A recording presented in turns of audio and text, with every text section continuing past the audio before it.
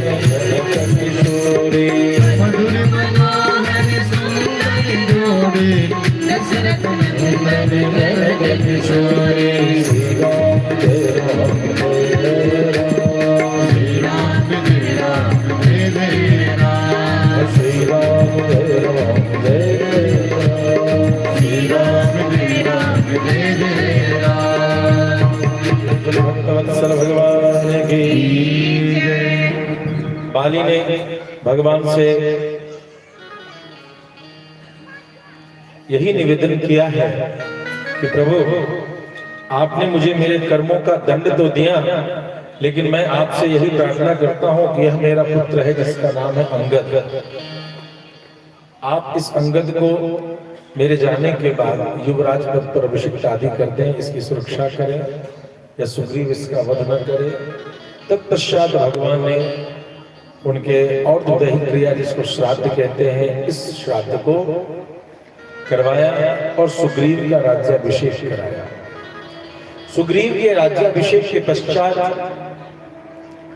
सुग्रीव राजमद में चूर हो गया। सुग्रीव भूल गया कि उसने कहा क्या था और उसे करना क्या है।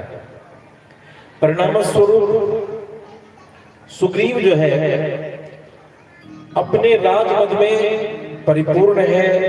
राघव को यह बात ध्यान आई कि सुग्रीव जो है ध्यान नहीं दे रहा है। जो उसने कहा है कि आप यदि बाली का वध कर देंगे तो मैं आपकी खोज में आपका साथ दूंगा। उन्होंने लक्ष्मण जी को कहा कि हे लक्ष्मण, आप जा करके सुग्रीव को उसके किए का परिणाम बतावे, उसे सचेत करें और पहले उसे सामनीति मतलब मिठास से समझाएं। यदि वो मिठास से न माने तब आप उसे क्रोध दिखाएं। लेकिन लक्ष्मण जी को तो राम जी का कार्य सबसे पहले चाहिए, तो वो बड़ी उत्तेजना में चलते हैं। वाल्मीकि रामायण में इस यात्रा का बड़ा सुंदर वर्णन है। बीच में जितने बड़े बड़े वृक्ष आ रहे हैं और जो पर्वत आ रहे हैं, किष्किंधा और ऋषमुख पर्वत के बीच में एक सीधे में जिधर सुग्रीव था ना, लखन लाल जी को कहते ना जाना है तो दाएं से जाके बाएं जाओ, बाएं से जाके 10 कदम बाद फिर से घूम के आना पड़ेगा। लक्ष्मण जी ने वो रास्ता नहीं अपनाया, सीधा नाग के सीधे पर्वत से देखा कि ये नगरी है और इधर जाना है। जो भी बड़े बड़े वृक्ष आए हैं उन सबको उखाड़ते हुए फेंकते चले जा रहे हैं। पर्वत आ रहे हैं, उसको ठोकर मार करके ध्वस्त करते हुए अद्भुत पराक्रम के साथ वहां पहुंचे। इन गिरते पड़ते वृक्षों को देखकर, इन पर्वतों के टूटते विस्फोट को देख करके हनुमंतलाल जी महाराज समझ गए स्थिति क्या है। तारा देवी तारा को आगे किया है। तारा ने आकर के सामनीति से क्षमा याचना मांगी है और तब जाकर के सुग्रीव उनके आगे आए। तत्पश्चात सुग्रीव जी प्रभु श्री राम की सेवा में उपस्थित होते हैं और उन्होंने सभी दिशाओं में सभी बालों को बुलवा भेजा और फिर सभी दिशाओं में अनुसंधान करने की आज्ञा दी। सभी बंदर अलग अलग टोली बना करके इधर उधर पूरी धरती को खोजना शुरू कर बैठे। और इधर जो ये दक्षिण दिशा में जाने वाले वानर समूह थे, उनमें जो हनुमंत लाल जी महाराज थे, उनको श्री सरकार ने यह अंगूठी अपने हाथ से उतार करके एक अंगूठी दी कि हनुमान, मुझे लगता है तुम ही इस कार्य को विशेष रूप से कर पाओगे और जब जानकी मिले तो वह राजनीति की मर्मज्ञ है, उसे यूं ही कोई बात नहीं कर पाएगा। तुम जब ये मुद्रिका दोगे उसे, अंगूठी दोगे उसे, तो वह तुम्हें अपना मानेगी, मेरा दूत मानेगी, अन्यथा वो तुम्हें स्वीकार नहीं करेगी। अब हनुमंतलाल जी महाराज सब लोग मिलकर के खोजते हुए आगे बढ़ते हैं। आगे जब बढ़ते हैं तो बीच में एक जगह मिला, उस गुफा में प्रवेश कर गए। देखे कि प्यास लगी है तो एक गुफा से बहुत सारे पशु पक्षी कलरव करके पक्षियां निकल रही, तो ने सोचा यह सुंदर जल है। उस भीतर में प्रवेश के भीतर में एक दिव्य देवी जो है स्वयं प्रभा वो वहां तपस्या कर रही थी। उनसे सभी भयभीत हुए हैं और तब स्वयं प्रभा ने धन्य धन्य सबको किया है कि आप सभी निश्चित हो जाएं और अब सभी आप आंख बंद करेंगे तो आप सभी को मैं समुद्र किनारे भेज दूंगी। जैसे आंख बंद किया समुद्र किनारे पहुंच गए। सुग्रीव ने सबको कहा था कि मुझे 1 महीने के भीतर में जानकारी चाहिए कि सीता कहां है। यदि नहीं मिलेगा तो समझ लेना अपने आप को मरा हुआ समझना, इधर आने की जरूरत नहीं। तो वहां पर बड़ी सुंदर एक सभा लग गई। अंगद सबसे आपस में चर्चा चल रही है। सभी दुखी हो चुके हैं कि 1 महीना तो इधर ही गुफा के भीतर से निकलने में ही और ऐसे ऐसे में कट के आप क्या करेंगे, लौट कर जाकर क्या कहें। यदि कहते हैं नहीं मिला तो मारे जाएंगे, उससे अच्छा हम लोग सभी यहाँ पर ऐसे ही अनशन करके प्राण का त्याग करते हैं। क्योंकि अब समुद्र दिख रहा है, समुद्र के आगे और क्या होगा, और तो कुछ मिलेगा नहीं। अंतिम छोर धरती का यही है और समय भी पूरा हो गया। तो इस तरीके से उदास मायूसी की चर्चा हो रही है। हनुमत लाल जी महाराज ने देखा कि सभी मायूसी की चर्चा कर रहे हैं, बड़ा दुखद है। हनुमत लाल जी महाराज ने वहां पर निराशा का त्याग करके उत्साह को बनाए रखने का उपदेश सभी बांधवों को दिया कि तभी संपाति जो जटायु के भाई थे, वो संपाति जो है सो उनको आवाज सुनाई दी बंदरों की, तो बड़े उत्साह से प्रसन्न हुए और प्रसन्न चित्त होकर के सोचा कि बहुत दिनों बाद जो है खाने पीने को मिल रहा है। तो इस कारण संपाति जो है सो उस ओर बढ़ रहे हैं। उसी बीच में आपस में बालों की चर्चा में यह पता चला, हाय हम कितने अभागे हैं, हमसे अच्छा तो जटायु है जो युद्ध करके उन्होंने माता जानकी की रक्षा में अपने प्राणों का त्याग किया और श्री राम का प्रेम प्राप्त किया। जब यह बात सुनी तो संपाति की आंखों से आंसू गिरने लगा। संपाति ने कहा, भैया क्या घटना घटी, मुझे ये बताओ। सारी घटना सुना, पहले जल दिया और तत्पश्चात संपाति ने कहा कि सुनो, मेरे पुत्र मुझे हमेशा मांस लाकर देते हैं तो मैं खाता हूं। मेरे पुत्रों ने मुझे ये सूचना दी थी कि एक दक्षिण में जो देश है लंका, उसका राजा एक स्त्री को लेकर के अपहरण करके जा रहा था। उन्होंने आकाश मार्ग में देखा था और मैं भी अब यहां से देख रहा हूं कि समुद्र के उस ओर एक पर्वत है और उस पर्वत पर त्रिकूट पर्वत पर अवस्थित एक नगरी है जिसका नाम लंका है और उसी का राजा राक्षसपति रावण है। वह रावण, उसने जानकी को एक विशेष वाटिका में सुरक्षित रूप से रखा है जहां सभी का प्रवेश दुर्गम है। तुम में से यदि कोई बलवान हो तो उस पर जा और जा करके जानकी को मुक्त करा के ले आओ। इतना कहते हुए संपाति अपने चंद्रमुनि की आश्रम की ओर वहां से चले गए। प्रेम से भक्तवत्सल भगवान। अब बानरों की सभा में खूब चर्चा चलने लगी। कहते हैं कि बानरों की सभा में जो ये चर्चा चल रही है, सभी अपने अपनी बातों को रख रहे हैं कि मैं ये कर सकता हूं, मैं वो कर सकता हूं। एक बहुत सुंदर चौपाई है कि अंगद कहे जाऊं मैं पार, जिय संशय कछु खेती बार। प्रेम से भक्तवत्सल भगवान। इस चौपाई का एक विशेष अर्थ कहीं पर सुनने को मिला संतों के बीच में। छोटी सी कथा कि मंदोदरी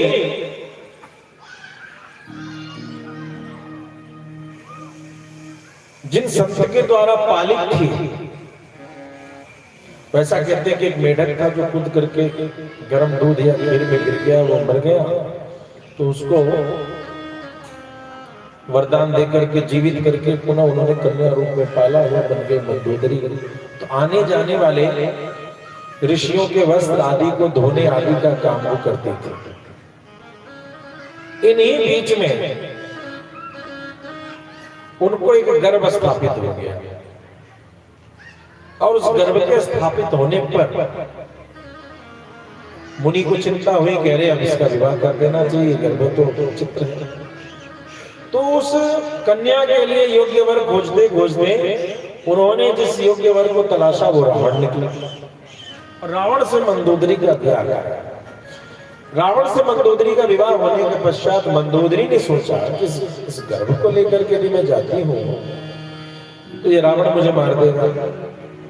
तो उन्होंने रावण से कहा कि स्वामी, मैंने सुना है कि आपकी जो अट्टहास है वो इतनी प्रबल है कि उस अट्टहास से आपके शत्रुओं के पत्नी के गर्भ भी गिर जाते हैं, ऐसा भी कोई हंस सकता है क्या? रावण ने कहा बिल्कुल, तो मेरी एक बात सुनेंगे, मुझे उस अट्टहास का दर्शन कराइए, मैं देखना चाहती हूँ कि आप हंसते कैसे हैं। रावण ने उसी जंगल में खूब कस के ठहाका उस अट्टहास के कंपन से मंदोदरी का गर्भ वहीं पर गिर गया और उस गर्भ को उसने वहीं छिपा करके रख दिया और खुद जो है रावण के साथ लंका चला। यही बच्चा बाली और तारा को प्राप्त हुआ। इस बच्चे को पाला और इस बच्चे का नाम हुआ अंगद। क्या नाम हुआ? यह जो अंगद है, जब बाली पूरे धरती की परिक्रमा करके आया जाया करते थे तो लंका में कभी कभी अंगद जिद करता तो अंगद को लंका छोड़ दिया। वो तो कथा आप सभी को पता ही होगी कि बाली को एक बार पटकने गया रावण, और जब बाली सूर्यार्घ दे करके हाथ नीचे किए तो इसी जगह पर रावण का सिर दब गया। और इसके बाद परिक्रमा पूरी धरती करके जब लौटे फिर पुनः सूर्य को प्रणाम करने के लिए हाथ ऊपर उठाया तो नीचे गिरा। अरे तुम कब आ गए? तो जैसे कोई चींटी यदि यहाँ चली जाए, चींटी कभी कभी चली जाती है या फिर कीड़ा, और मनुष्य को पता नहीं चलता है, रावण का इतना ही बल था बाली के साथ। अरे तुम कब गिरे? अरे कब आ गए भाई? अरे पूरा दबा करके तुमने पूरी धरती मुझे दौड़ा दिया और कह रहे हो कहाँ? भैया जमा करना मुझे नहीं पता चला, क्या करने आए थे?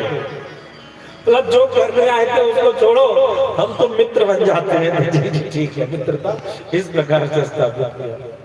तो बीच बीच में कभी रावण को लंका को देखने का अंगद जिद करता और अंगद को देख करके मंदोदरी के मन में पुत्रवत औरस, अपने पुत्र, औरस मतलब कहते हैं अपने गर्भ का पुत्र, उस पुत्र के समान तो वो दूध पिलाएगा मंदोदरी। और उस दूध पिला करके एक बार की बात है कि अक्षय कुमार ने देख लिया। अक्षय कुमार ने इस बात को देख लिया, ये बाली के पुत्र को मेरी मां दूध क्यों पिलाती है? मां, ये गलत लगता है, आप कैसे कर रहे हो? तो क्यों? ये अनुचित, सर्वथा अनुचित। एक स्त्री अबोध पुत्र के सामने ही अपने स्तन को खोलती है और या फिर अपने पति के साथ विलास के साथ। तुम इस अज्ञानी को अपने पुत्रवत स्नेह कैसे दे सकते हो जिसे तुम जानती नहीं, पहचानती नहीं, समझाने को? अच्छा, अरे मुझे लगा बच्चा है दूध पिलाएगा। अगले दिन जब अगली बार जब अंगद जी आए तो मंदोदरी का बेटा, मैं तो तुझसे बहुत प्रेम करती हूँ पुत्रवत, लेकिन अक्षय कुमार ने तुम्हें देख लिया, और यदि एक बात याद रखना, अब मत आओ, यदि तुम आए और अक्षय कुमार ने तुम्हें देख लिया तो तुम वहीं पर मर जाओगे। और ये कठोर नियम बना दिया कि तुम आओगे तो उसकी दृष्टि पर तुम मर जाओगे। तो अंगद यही कह रहा है कि मैं उस पार चला तो जाऊंगा, लेकिन मंदोदरी का श्राप है मेरे साथ। यही शंका है कि अंगद कहीं जाओ मैं पार, जिय संशय कछु फिर क्योंकि अक्षय कुमार ने देख लिया तो जला देना। जामवंत ने कहा नहीं सेना नायक को फंसाना जरूरी नहीं है, और इस तरीके से जामवंत की नजर गई वहां हनुमंतलाल सीताराम सीताराम सीताराम सीताराम सीताराम सीताराम सीताराम सीताराम सीताराम। हनुमान जी क्या कर रहे हैं? कहीं रीच पद सुनो हनुमाना, काच प्रसाद रहो बलवान, पवन तनय बल पवन समाना, बुद्धि विवेक विज्ञान निदान, खवन सुपाज कठिन गति माय, होरे होय पाप तुम गाय, राम काज लगी तब अवतारा, सुन कर भयो पर्वतारा, कनक बरन तन तेज विराजा, मानहु अवर नीच कर राजा, सिंह राज करि मारहि बारा, धीरहि राघव धरम दिगारा, भरत सहाय राहि माई, आओ बिहार त्रिकूट उतारी, राम राम मैं पूछूं कोई, उचित सिखावन दीनहु होय, इतना करो ताप तुम गाए, सीतई देवी सुधियाई, अब निज भुज बल राम नैना, और लागी साथ कप सेना। कनक बरन तन तेज विराजा, मानव पर दीन कर राजा। ध्यान देंगे जैसे ही हनुमान जी की बातों में पढ़ रहा है कि पवन तनय बल पवन समान, बल बुद्धि विवेक विज्ञान निदान। हनुमंतलाल महाराज सोच रहे हैं कि जामवंत जी बूढ़े हैं और बच्चों की प्रशंसा करते हैं तो मेरी प्रशंसा हो रही है, अभी बैठे चुपचाप सुन ही रहे हैं। कवन सुकाज कठिन जग माही, जो नहीं हो लाग तुम पाई। सभी बूढ़े अपने बच्चों बेटा तुम ये काम कर लोगे, तुम ही आगे बढ़ो। अभी भी हनुमंतलाल जी महाराज मेरे ऊपर आ जाइए, लेकिन जैसे काम में पड़ा राम काज लगी अब अवतारा, जैसे राम कार्य की बात आई हनुमंतलाल जी महाराज बच्चा बनना छोड़ दिए, सुनत ही भयो पर्वताकार। जय श्री राम, जय श्री राम, जय श्री राम। कनक भूधरा समर भयंकर लगा जैसे स्वर्ण का पर्वत ही खड़ा है। वो कहते हैं ना पहली अंगड़ाई में ही जब आगाज ऐसा है तो अंजाम, आगाज दास्ता ऐसी हुई, अरे मूर्ख लंकेश रावण, तो सोने की लंका में सोने के तर्क में कट होकर के तूने प्रभु श्री राम की ओर पैर के हाथ दे, इस सोने का पर्वत उनके चरणों की चौखट आगे हमेशा झुका रहता है। सोने का विशाल पर्वत सिंहराज करिमार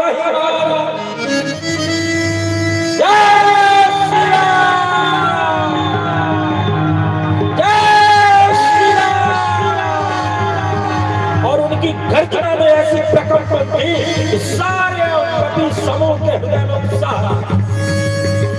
कहां एक तरफ अनशन, कहां एक तरफ धरना और कहां एक तरफ अपने शरीर में फांसी लगा करके मृत्यु को प्राप्त होने की बात चल रही थी। लेकिन हनुमंतलाल जी महाराज की विशालता की बात जब आई तो सबके हृदय में विश्वास आ गया।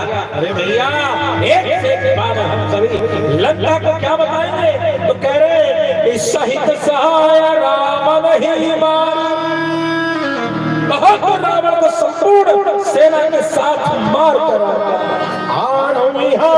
त्रिकूट उबारी, एक मोड़ी के तरीके से चित्रकूट पर्वत को उखाड़ूंगा और उखाड़ कर इस पार लाऊंगा। यदि अकेले खोजने में समर्थ हुआ सब मिलकर पूरे चित्रकूट पर्वत को उखाड़ूंगा। हे जाम्बवान, आप हम सबसे श्रेष्ठ। ये हनुमान आपकी आज्ञा चाहता है। आप मंत्री हैं, आप हमारे वयोवृद्ध हैं, बताएं हमें क्या करना चाहिए। हनुमान जाकर वहां सीता की प्राप्ति बस करता है कहा जानकी, बस उनकी जानकारी लेकर तुम आओ और उनकी जानकारी लेकर के आओ, फिर हम सभी दल बल के साथ राजीव नयन भगवान उस रावण का वध करके तत्पश्चात जो है तो जानकी को मुक्त करे। हनुमंतलाल जी महाराज बड़े प्रसन्न हैं। जब लगी आवो सीता ही देखी, जब लगी आवो सीता ही देखी, होई काजू मोहि हर्ष विशेषी, होई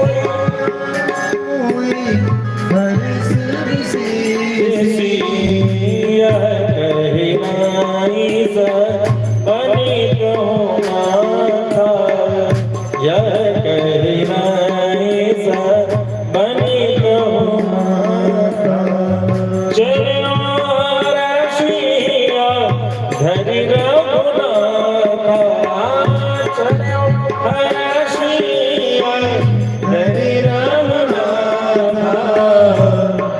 हनुमंतलाल जी महाराज चल रहे हैं और भोजने उस पार जाना है, कोई बढ़िया जगह देखा जाए। सिंधु तीरे भूधर सुंदर, सिंधु तीरे भूधर सुंदर, कौतुक कूदित देवताओं पर,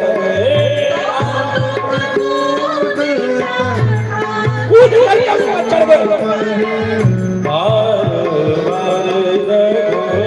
वीर समारे, वीर सवारी, तरन्यों पवन नया बाल भागे, तरन्यों पवन नया बाल भागे। सिंधु तीर पर एक बड़ा पर्वत देखा और उस पर्वत का नाम महेंद्र पर्वत कहलाता है।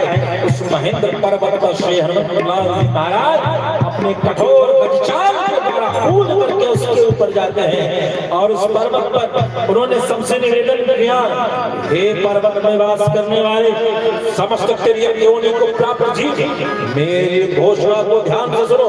आप सभी तत्क्षण इस पर्वत का त्याग कर दें। हे ऋषि, हे मुनि, हे तापस, हे ज्ञानी, जो भी इस पर्वत की गुफा में उपस्थित है, इस पर्वत का शीघ्र त्याग कर दे, क्योंकि मैं अब इस पर्वत से छलांग मारूंगा और इस पर्वत की जो गति होगी वह मेरे द्वारा वर्णन करने योग्य। अब उस पर्वत की गुफा से सभी निकल करके बाहर करने लगे। हनुमंतलाल जी महाराज को युद्ध का जो सारण होता है, युद्ध का सारण बना दिया।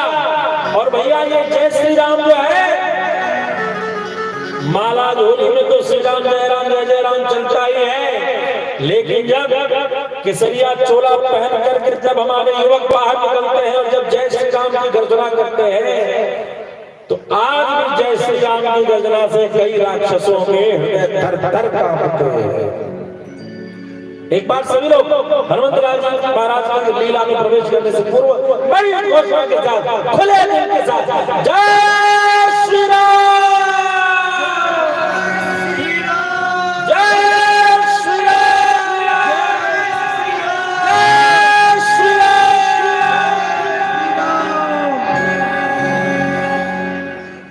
हनुमंतलाल जी महाराज ने देखा कि सारी पर्वत खाली है, अब यहाँ कोई नहीं, अब सिर्फ एक हनुमान।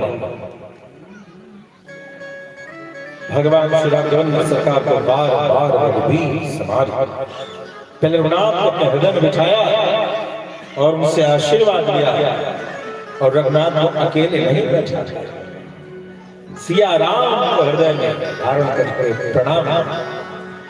उनकी आज्ञा ले रघुनाथ आपकी आज्ञा हो तो मैं खुद मन ही मन से राघवेंद्र सरकार ने कहा हनुमान इसीलिए तो तुम्हें अंगूठी दी।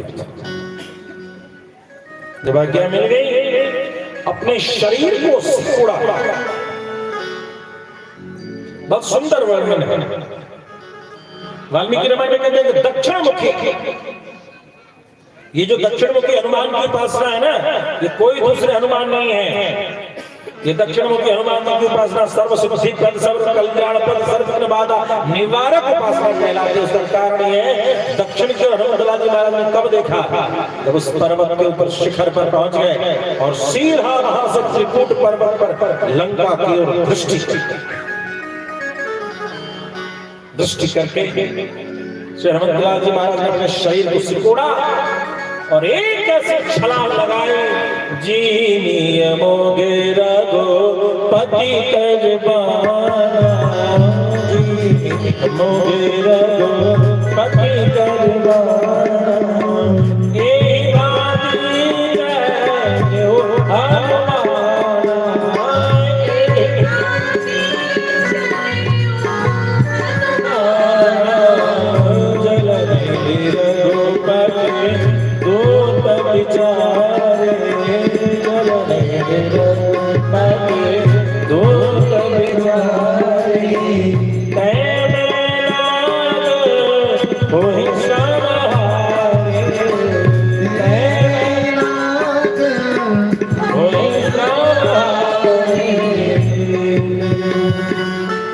हनुमान जी महाराज के सामने मैदान पर्वत आ गया कि थोड़ा सा रेस्ट कहते हैं देवताओं के कहने से मैदान पर्वत में रेस्ट देने की सोची कि पहला राम भक्त हनुमान जो है वही आगे जा रहे हैं तो रेस्ट लिखा जाए। हनुमान जी महाराज ने कहा क्या ठीक है हो गया। राम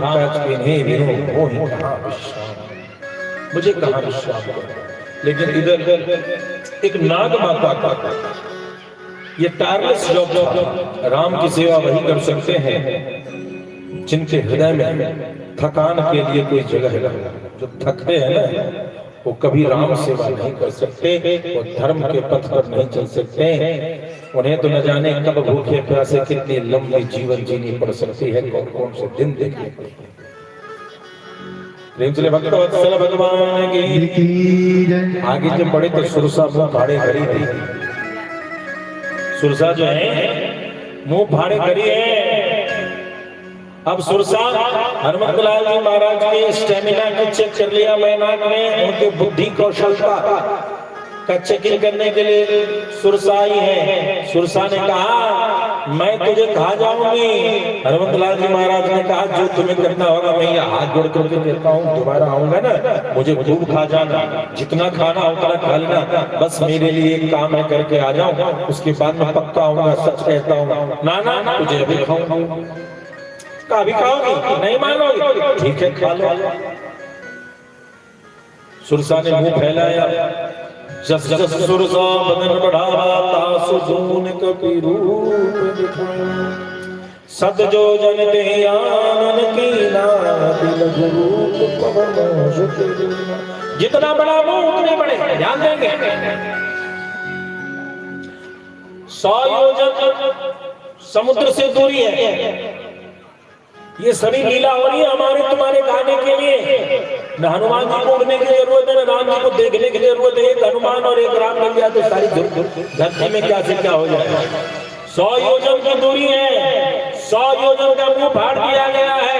हनुमान जी इतने बड़े हो गए हैं। देवी और सज्जनों ध्यान देंगे, यदि हनुमान जी चाहते इस तरफ पैर रखते और उस तरफ हाथ रख देते तो सारी की सारी राम सेना इस पार से उस पार चली जाती। 100 योजन जितनी दूरी है लंका की उतना विशाल। अब सुरसा ने भी मसक भीतर घुस गए, और जब भीतर घुस करके बाहर निकले आगे बढ़े, आगे बढ़ करके जाते हैं तो वहां पर द्वार पर एक लंकिनी मिलती है और उस लंकिनी में क्या किया, और लेफ्ट राइट तो मसक समान हनुमंत लाल जी महाराज मच्छर बन गए। अब जब सारी बात कर रहे हैं तो लंकिनी जाने ही नहीं, अंतिम एक पटाखा दिया, लंकिनी ने कहा है मैं समझ गई कि लंकापति रावण का विनाश हो जाएगा। और तत्पश्चात हनुमंत लाल जी महाराज पूरे लंका में शोध कर रहे हैं, जगह जगह गए, पहले रावण के, कुंभकर्ण के, मेघनाद के, विभीषण के, इन अलग अलग घरों में घूमते खोजते विभीषण के घर में गए हैं। और जब विभीषण के घर में गए हैं तो वहां से उनको पता चला है कि किस प्रकार से जानकी कहाँ सुरक्षित है। वहां से हनुमंत लाल जी महाराज जाते हैं, जानकी जी को मुद्रिका दे करके विश्वास दिलाते हैं कि आप निश्चिंत रहें, राम प्रभु आ रहे हैं। श्री हनुमंत लाल जी महाराज ने वहां फल खाने की लीला में माता से जो आज्ञा ली है, फल खाने की लीला में पूरी अशोक वाटिका में आधी सेना का नाश किया और आधी सेना का नाश करके हनुमंत लाल जी महाराज लौटते हैं। लौटने के पश्चात भगवान श्री राघवेंद्र सरकार को सारी सूचना मिलती है। भगवान श्री राघवेंद्र सरकार ने सारी तैयारी करके नल नील को आगे किया गया है। पर्वत का निर्माण हुआ, 100 योजन लंबा, 25 योजन चौड़ा, ऐसे विशाल पुल का निर्माण हुआ है, जिस पुल पर सभी लोग चल करके इस पार से उस पार गए। उस पार जाने के बाद युद्ध प्रारंभ हुआ है और राम जी की सेना जो है बड़े बड़े साह के साथ आगे बढ़ रही है। कैसे बढ़ रही है, आइए इसका दर्शन करें। पापियों के नाश को, धर्म के प्रकाश को, पापियों के नाश को, धर्म के प्रकाश को, राम जी की सेना चली, राम जी की सेना चली, राम जी की सेना चली, श्री राम जी की सेना चली। पापियों के नाश को, धर्म के प्रकाश को, पापियों के नाश को, धर्म के प्रकाश को, राम जी की सेना चली, श्री राम जी की सेना चली, राम जी की सेना चली, राम जी की सेना चली। आप अंधकार में, घोर अंधकार में, आप अनाचार में, घोर अंधकार में, एक नई ज्योति चली, श्री राम जी की सेना चली, राम जी की सेना चली।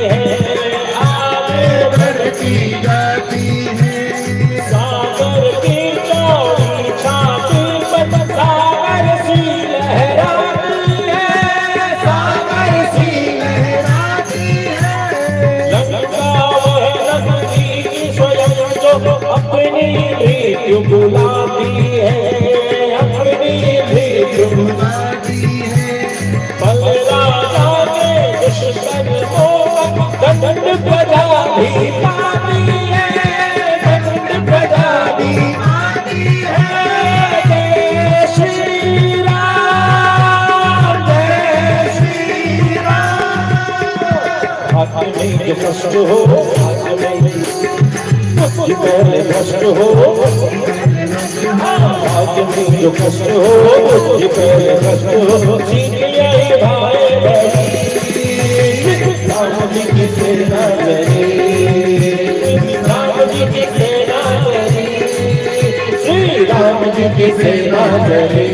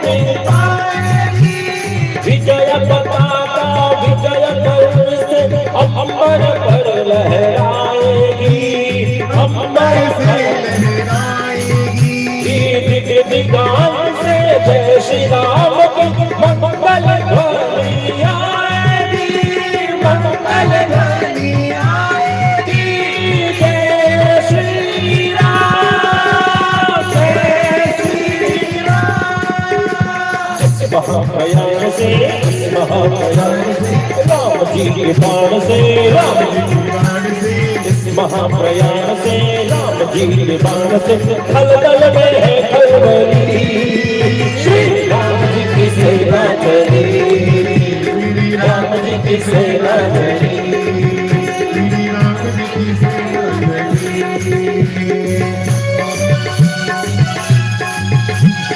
जय हो।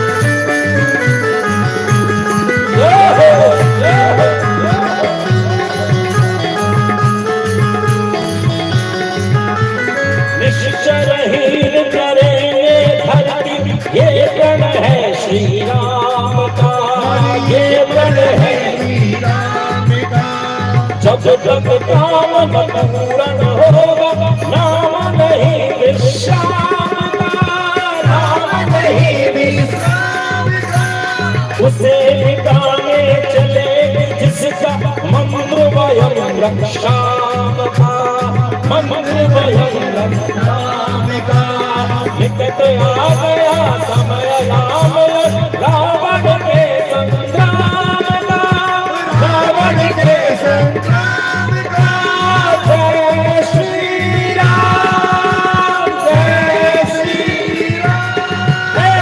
तीन लोग प्रसन्न है, तीन लोग देवता प्रसन्न है, तीन लोग प्रसन्न है, देवता प्रसन्न है, आज मनोकामना भरी, श्री राम जी की सेना, श्री राम जी की सेना चली।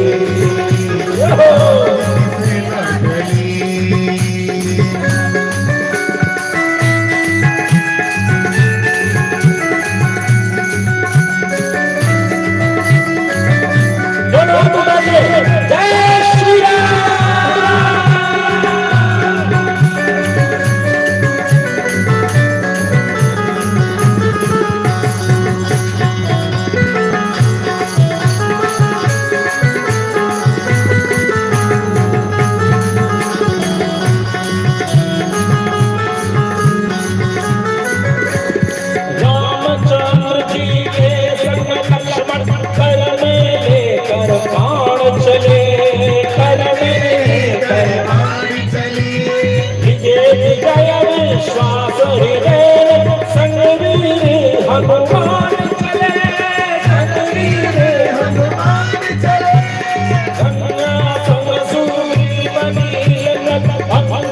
छाती तान चले, अंगद छाती तान चले, उसे बचाए कौन किसका, वो करने भगवान चले, वध करने भगवान चले, जय श्री राम, जय श्री राम। आगे रघुनाथ है, आगे रघुनाथ, वीर साथ साथ है, वीर आगे रघुनाथ है, वीर साथ साथ है, एक से एक बड़ी, श्री राम जी की सेना चली, श्री राम जी की सेना चली, श्री राम जी की सेना चली, श्री राम जी की सेना चली, श्री राम जी की सेना चली, श्री राम जी की सेना।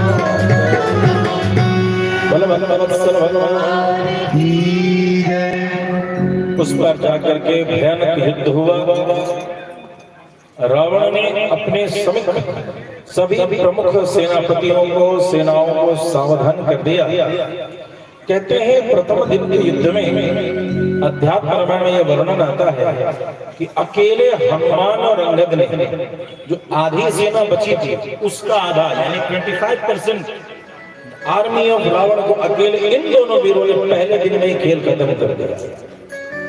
अब बचे हैं 25% सेना जिनके साथ युद्ध हुआ दूसरे दिन से, और उन सभी युद्धों में एक से एक वीर आते रहे और उन वे सभी के सभी वीर गति को प्राप्त होते रहे। कुंभकर्ण, द्विवेद, मयंद एक से एक वीर आए हैं, कोई अकंपन, यहाँ तक कि मेघनाद भी रावण के द्वारा प्रेषित होकर एक बार तो उसने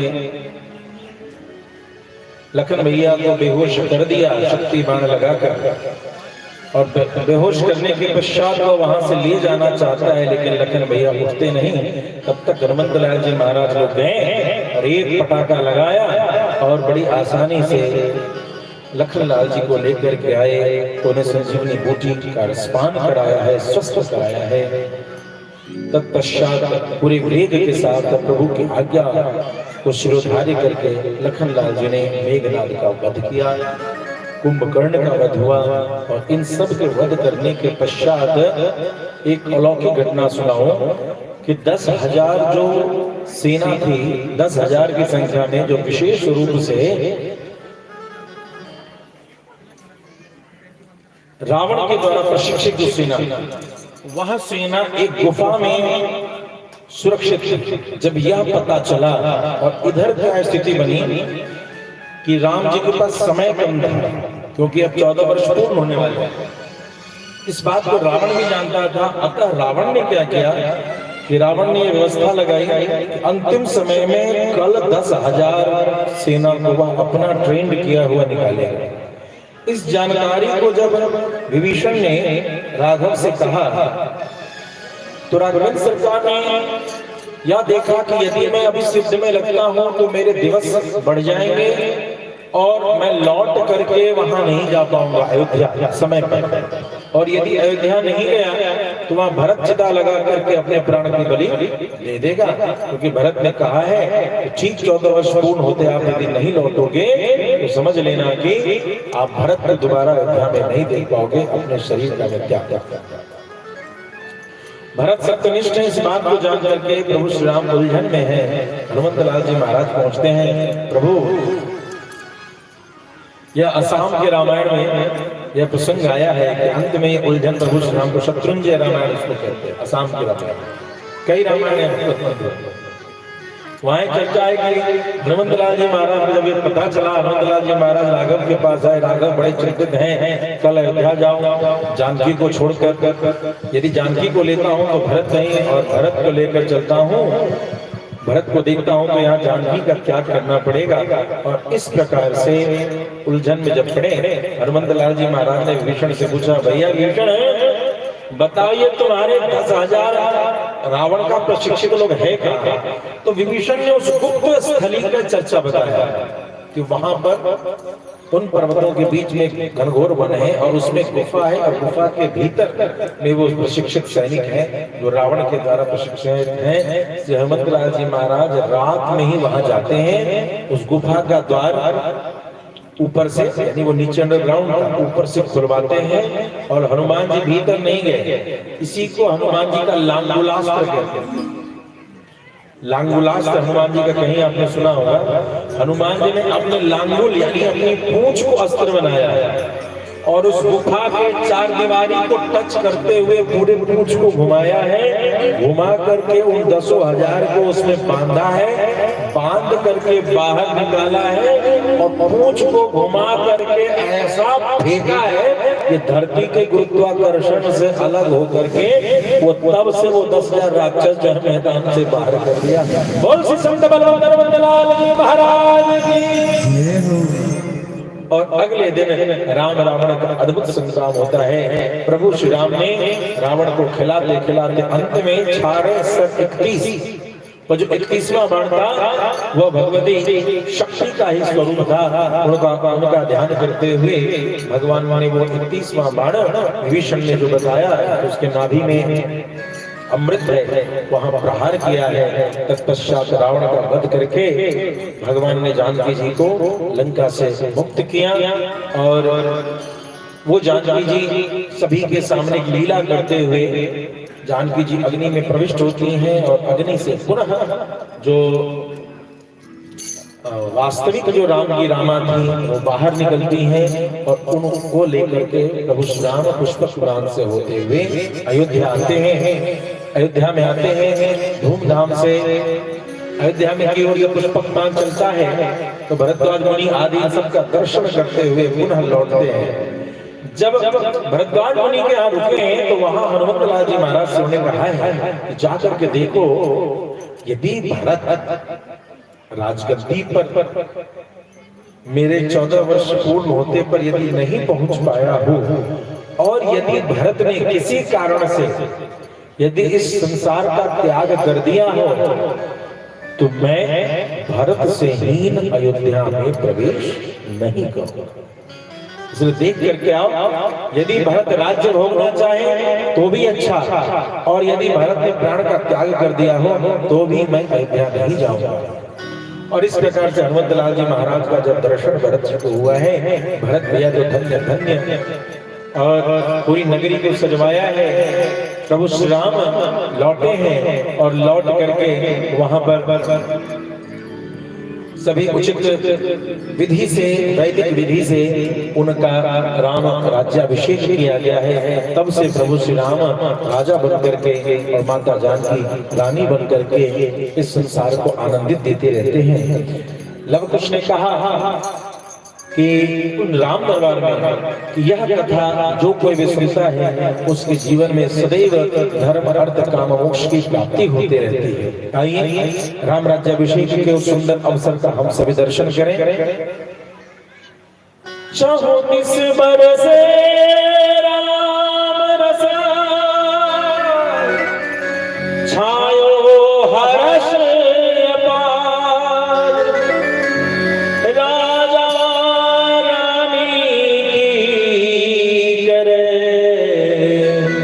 सब मिली जय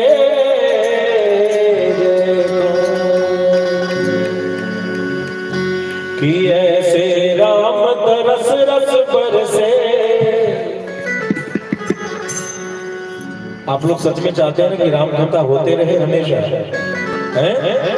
कि ऐसे राम तरस रस बरसे जैसे सावन की लड़ी, ऐसे राम तरस बरसे जैसे सावन की लड़ी, ऐसे राम तरस बरसे जैसे सावन की लड़ी,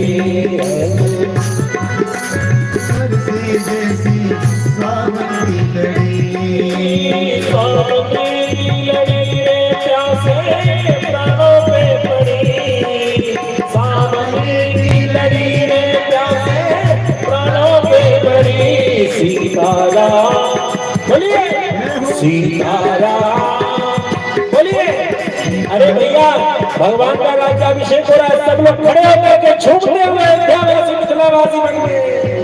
सीताराम तरस रस बरसे जैसे सावन की लड़ी, राजा राम तरस रस बरसे जैसे सावन की लड़ी, सावन की लड़ी रे प्यासे प्राणों पे पड़ी, सावन की लड़ी रे प्यासे प्राणों की पड़ी।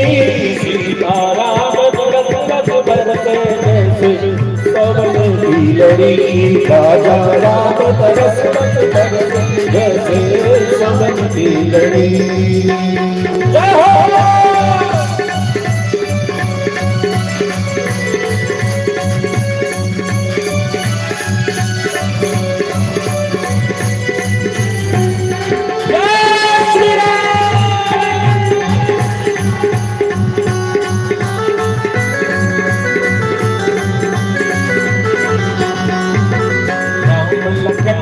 बोले लगे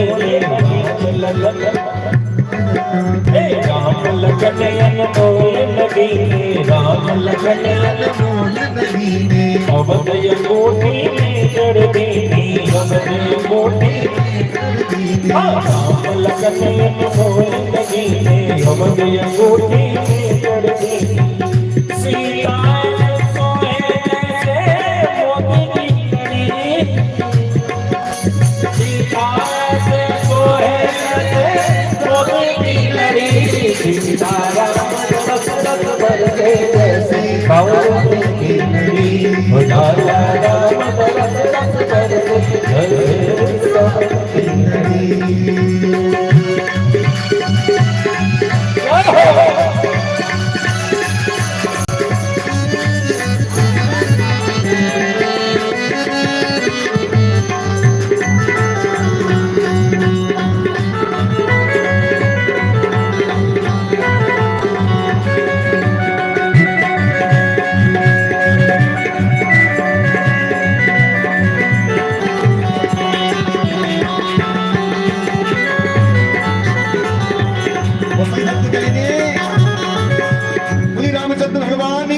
जय हो। मेरी खुशियों का रहा न ठिकाना, मेरी खुशियों का रहा न ठिकाना, मेरी जैसा नहीं कोई ये दीवाना। कि आज मेरी राम आए हैं, कि आज मेरे राम आए हैं भगता, कि आज मेरी राम आए हैं, कि आज मेरे राम आए हैं भगता, कि आज मेरे राम आए हैं, आज मेरे राम आए हैं, कि आज मेरे राम आए हैं भगता।